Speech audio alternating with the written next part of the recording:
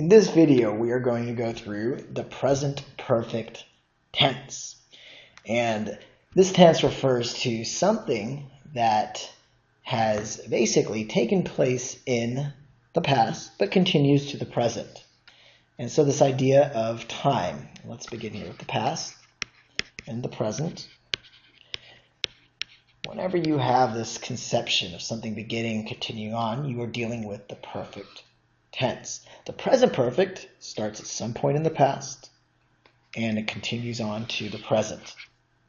It does not stop in the present, but it's continuing on. And again, it began at some point in the past. So that's a little bit abstract. Let's take a look here. I have lived in New York for 10 years. So here's 10 years ago. Landed at the airport in JFK, and they started living in New York, living, and now they're talking to you, and you're sitting in their apartment on Broadway and 3rd Avenue, or some fancy place in New York, and you're sitting there, so that's the present. That person has not left. You're sitting in his apartment, or her apartment, and they're telling you, I have lived in New York for 10 years. Let's take another look here.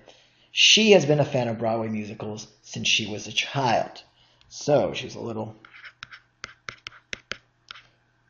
strange-looking six-legged child, but nonetheless, she was, say, 7 years old, and she went to her first musical and continued on, and there she is today, still going to Broadway musicals, and I suppose still with 6 appendages, but still a fan. And that's the essence of present perfect, talking about something that describes someone today that happened a long time ago.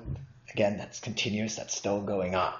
Now, imagine in A, if this person is now living in London, then they cannot say, I have lived in New York for 10 years. That wouldn't make sense. Or if she is no longer a fan of Broadway musicals, then it would make sense to use has been a fan. Okay, let's take a look at some other examples. I visited the bookstore yesterday. Here we have simple past. Pretty straightforward. I visited the bookstore yesterday. Now in D, it says I have visited the bookstore yesterday. That would not work. That's yesterday is an event in the past. So what do we put in the blank here?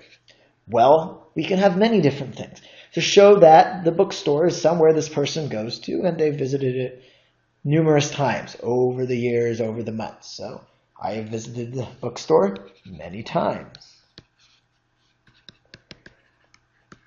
I have visited the bookstore before.